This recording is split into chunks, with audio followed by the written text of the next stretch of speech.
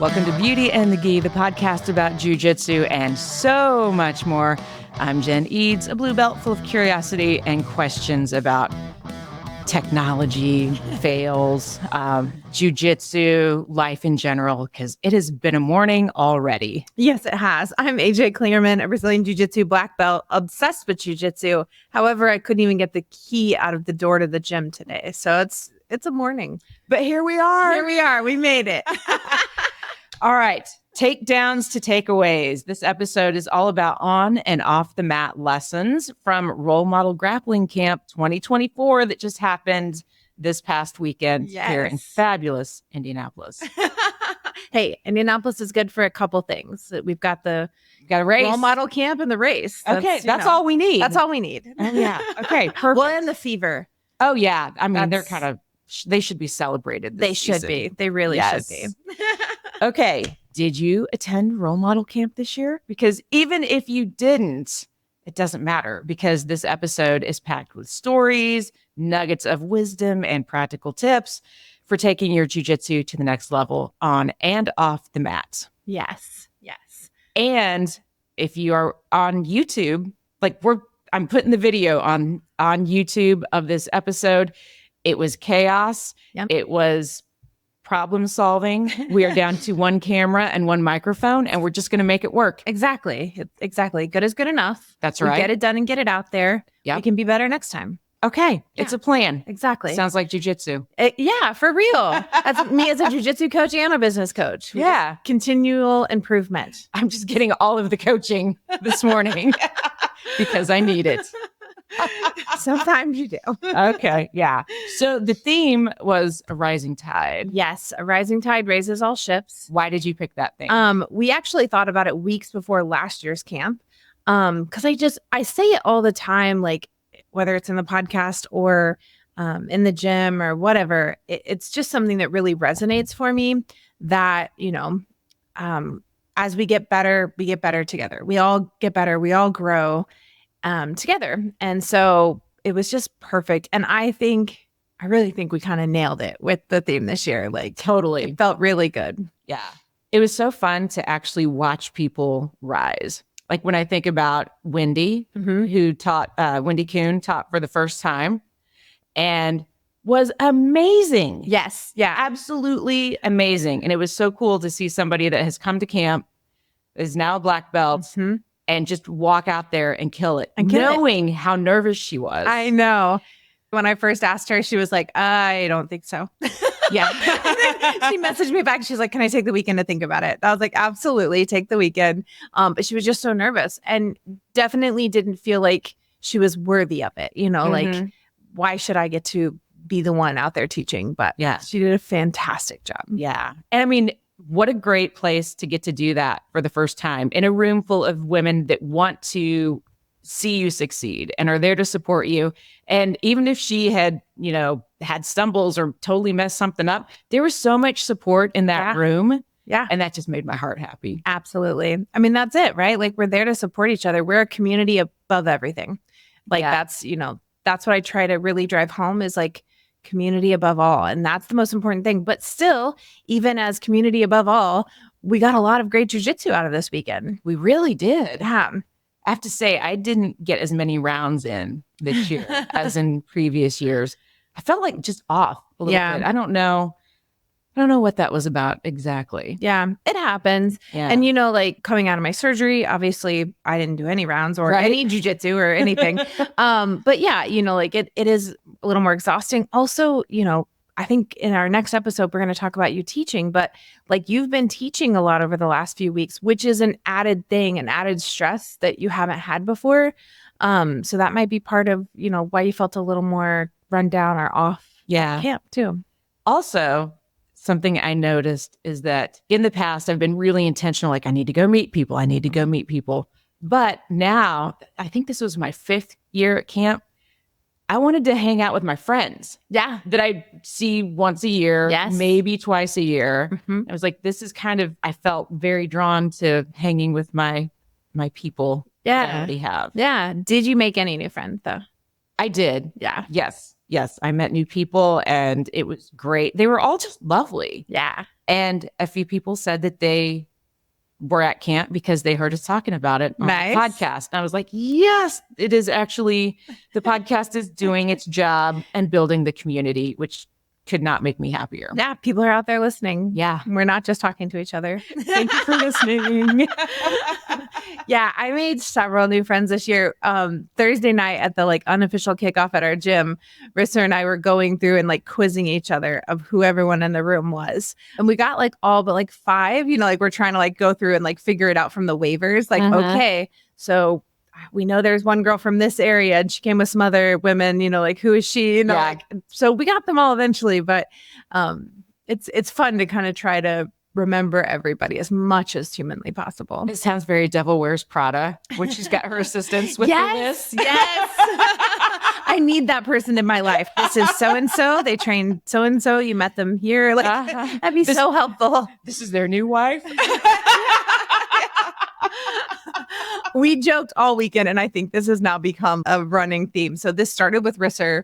While she was taking care of me, she just kept saying, like, my brain is Teflon. It just like everything just like sliding right off. And then I kind of adopted that. And then throughout the weekend, everybody was like, my brain's just Teflon at this point. I think that was my brain by Friday night. Yeah. Because Sarah's session was so good. Yeah. I have so much video. It was so good that that's what I taught at class yesterday. This morning? At 6 a.m. yesterday. Yeah. Just the very first, you know, the mount escape and into the Coyote guard leche, right? Yeah. And Nice. and then I was like, oh my God, I'm missing one piece because I took so much video. And I texted CJ and I was like, hey, CJ, do you have that video? She just sent me so many. And Nice. Like, got to be in there. So thank you, CJ. So now I can continue to teach it with the one little piece that I was missing. I was like, how did I not? What's she doing with her foot? That's perfect. I love that. It's also like we sit in a circle, which is a harder way for me to teach. I like to be able to teach on the line so that I know what everybody can see. But it's harder when it's that big of a room, right? Yeah. So a circle is kind of easier, but it's nice to have somebody like not sitting next to you, getting a different angle of the video. And the instructors are turning around, but like each time you teach it, you mention different details. So it's good to have somebody else to share that with. So good. Love that community. Me too. Me too. What big lessons or takeaways did you get from the weekend? You know, the biggest thing for me is what we do for people's mental state. And that sounds drastic, but, you know, I got some really good, very kind of intense messages. Some, you know, because you can get jiu-jitsu anywhere. You can get it on Instagram or YouTube or at your local gym or, you know, at seminars, whatever. And yes, we have amazing jiu-jitsu. Like we've talked about that some already, but what we're doing from the workshops and Rise for a Role Model and all of that just really, do you want me to keep going with that siren? Yeah, there's a siren. We're just going to keep going. Because again, this episode is so hot. It happens regularly. I'm going to sing that every time now. Here it goes. But I wanted to just kind of like touch on some of the messages that I got. This one, you know, just basically thanking us for what we're doing. This woman was very ready to quit jiu-jitsu, right? Like that happens a lot. People think that they're just done with jiu-jitsu. And she said, you know, I was on the verge of walking away. And even though I know my journey will change as it has in this short time I've been training, I'm absolutely not giving up jiu-jitsu. Thank you for providing so many women with a place to gather. Thank you for picking out such amazing instructors. Also, thank you for the venue. She loved the venue too. It was pretty fabulous. It was fabulous. And we're going back there next year. So it'll be our 4th year. Was this our 3rd year at that venue? I think so. It all starts to run together. It really does. She also said, please tell your wife her session was my absolute favorite. I love the details of octopus guard. But, you know, she was really ready to quit entirely. And that, you know, camp just brings people back. And I love that. I do too. I want to read another little bit of a message. I'm not going to read all of it because it really is very intense. But it says, I'm not one to show emotion or cry. I've not even cried for the things that have happened to me. But the activity, so Rise for a Role Model, had me shaking and tearing up. It might not have been me standing up for those checked boxes, but I was finally able to acknowledge the things that have happened to me, something I have not done. For every single one of those things, there were others standing. From the first moment, or from that moment, it was the first time I did not feel alone. The first moment I felt like I still have a place, not only on the mat, but like here in this world. Wow. Yeah. And Wow. that I've read that so many times and cried every time because like camp is a lot of work for us. Mm-hmm. It's not a moneymaker. If you saw the amount I pay the hotel, and you know, with the staff and everything, we don't make money from camp at all, but that's why we do it. Yeah. You know, like I read that message to my mom because she was there helping and stuff, and I just wanted her to kind of get that feedback. And she started crying, and she's like, "You legit might have saved that girl's life." Yeah. That's what camp's about to me. That's the community. And that's why I say I'm obsessed with the community because, you know, jiu-jitsu is just the activity that brings us together, but the community is where it's at. Yeah, that's so true. I love our community. Me too. I love seeing my camp friends. Right? Me too. I just love it so much. Yeah. I have so many notes of things to work on. Yeah. And not all of them came from the actual instructors. It was more the rounds, or not the rounds, but like the drilling, because I feel very fortunate. I think most of the drilling I did was with higher ranks. I don't know how I got lucky for that, but That's awesome. I'll take it.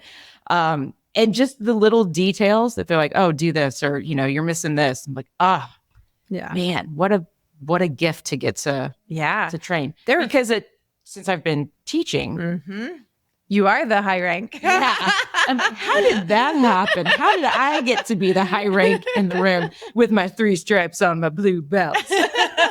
I mean, I started teaching a blue belt too. Like that's a good thing for you. And it's going to make you so much better at jiu-jitsu. I think it will. And at first I was like it makes me very nervous. Yeah. Very, very nervous. But yesterday, I don't know what happened. I came in and I was just like, I've got this. I'm going to do this. It's fine. And I think part of it was because I watched the videos of Sarah so many times and I wrote out every detail. I've never done that much prep. Yeah. I mean, like I'll go through and watch videos that I've made of you teaching stuff in class and make some notes on some key things. But I was like every single detail. Yeah. I'm like, oh, so this is how I'm actually going to learn this stuff and implement it into my game. Yeah. Now I see. Yes. Teaching is really good for you. Thank you, Mr. Miyagi, for making me wash those cars. Exactly. Wax on, wax off. That's my big takeaway. One thing too is like, you know, this was our first year not bringing in big instructors, like big names, I guess. Yeah. You know, like usually we're bringing in, you know, some really big names. And I was a little nervous about that, but when we do the exit surveys, nobody comes for the big name. It's not like, oh, so-and-so is going to be there. I'm definitely going. Yeah. They come for the overall experience. Right. That's been, you know, like what we found. And this year it was really important to us to start really working towards choosing homegrown role models. So Sarah's come to several camps. Wendy's come to several camps. Rachel's taught at every camp. Yeah. Brister has been to all but the very first one. She actually started jiu-jitsu like 2 weeks before our camp or something like that. You know, like it was so close in time. But this year they were all homegrown role models. And I think that was part of what made it our best year. I think so. Because no one felt entitled to be there. No one felt like they deserved that they were, and not all big instructors are like this. Absolutely not. But we have had like this, you know, sometimes they don't prepare as much because they're just like, I got this, you know, like, but these women prepared really hard. They knew what kind of questions people would ask ahead of time.